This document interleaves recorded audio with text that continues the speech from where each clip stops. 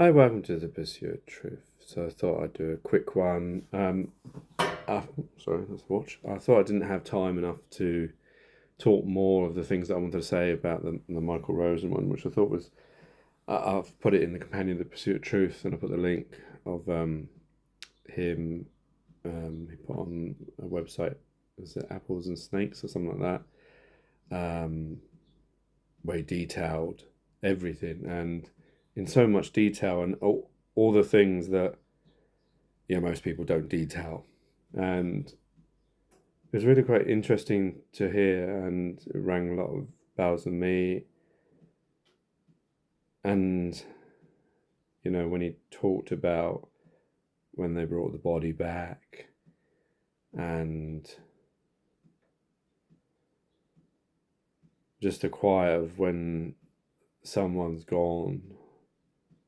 Just what made it sad for me is the fact of that, and maybe this also because it rings with me with my mum, who next month it would have been 2 years since she passed. I didn't know she was unwell, and she wasn't like majorly unwell that they thought that something like this was going to happen. And then to get that phone call and be told that she was being rushed to hospital, and then she didn't. She actually died before they got to her, but they just tried, isn't it? But with Michael Rosen, with his son Eddie,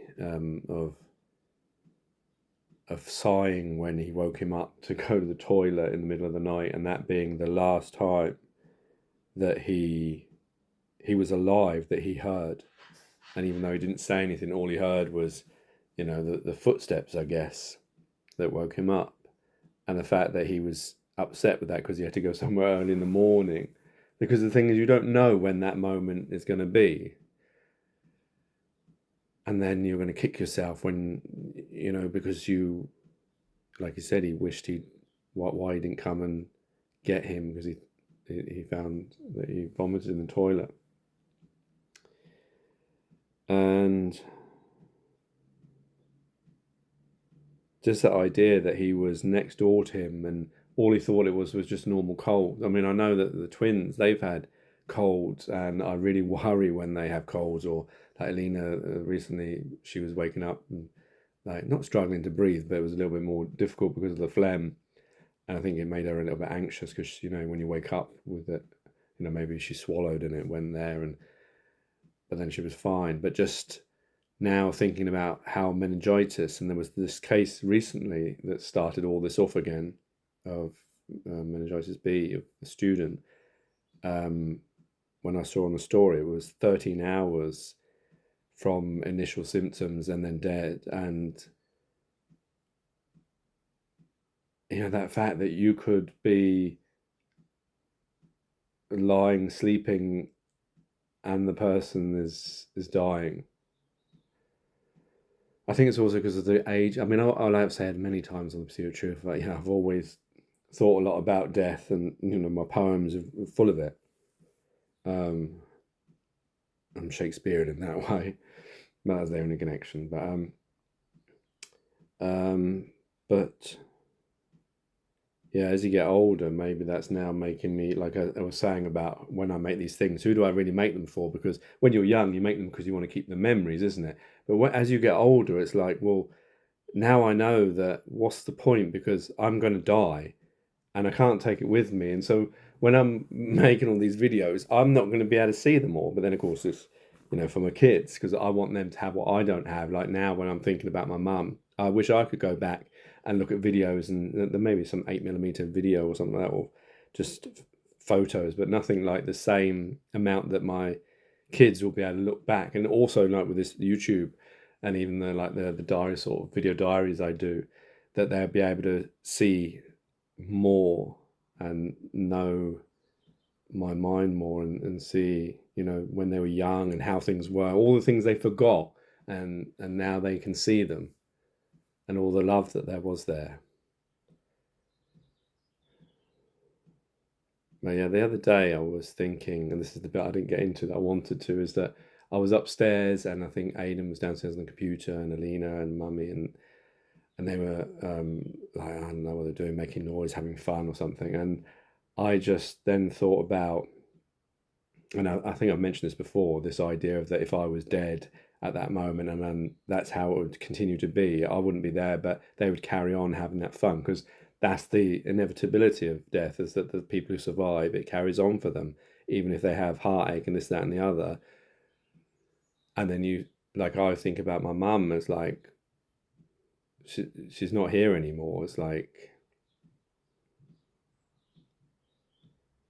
how is she not here anymore? And then, when I was thinking about them downstairs, I was thinking about this house, because the whole point of getting this house is that I want to make sure that this is a safety net for my kids, so that, when they grow up, they will have this house, and they won't have to worry about mortgages and this, that, and the other. Of course they can, but at least when they have this house, they'll be able to save their money and buy another house and always have this safety. That was the big part of this in my mind, that this is their safety net, so they don't have to worry about. I remember when we were in Croydon, in the flat, and thinking about, will we ever get a house? It's only because my dad lent me quite a bit of money, and because we moved out of the area to Eastbourne, where it was cheaper, even though getting to work was like an hour and a half on the train. They all went remote with COVID, so that was lucky. Now I'm remote full time, so it doesn't matter, but I'm lucky in that way. But the thing, now with them, it's going to be even more difficult with how things are and how the world is. And well, unless it changes because AI comes along and we don't need money, and then everyone gets a house, because why not?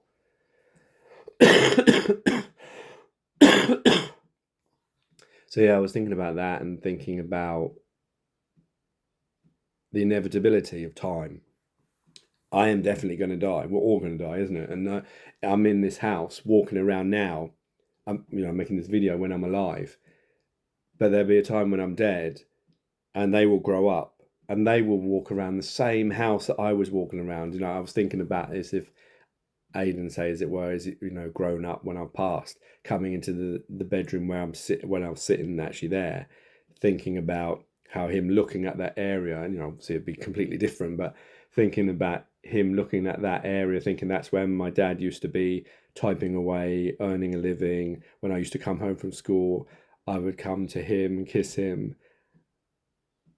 And of course, he'll then be sad, because he'd be thinking, well, that's where he was, and now he's not there anymore. I guess that's the problem with having a house, is it's a mausoleum for all those memories. Like, I don't know, it's just, maybe it's just me over emotionalizing it or whatever.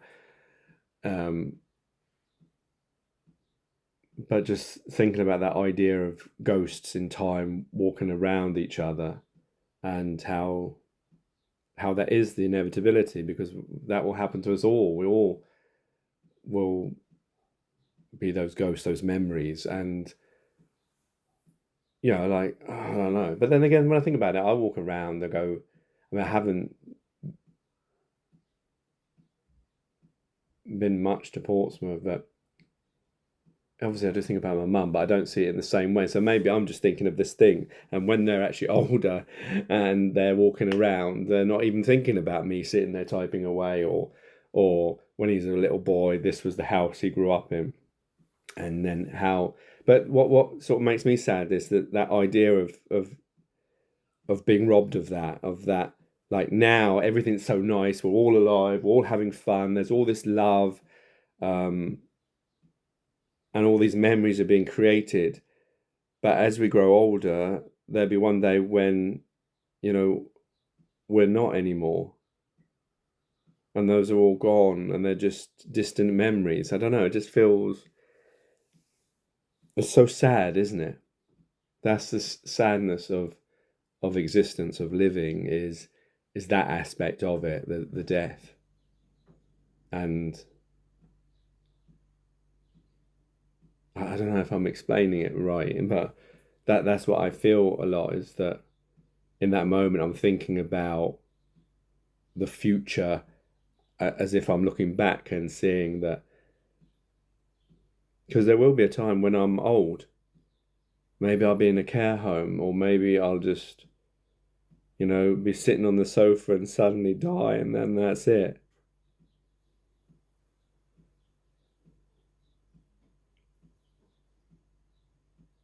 I don't know. Anyway, that's not a really happy thought, but anyway, that's why I wanted to continue on and the things that I wanted to mention. I don't know what your view is. Take it easy.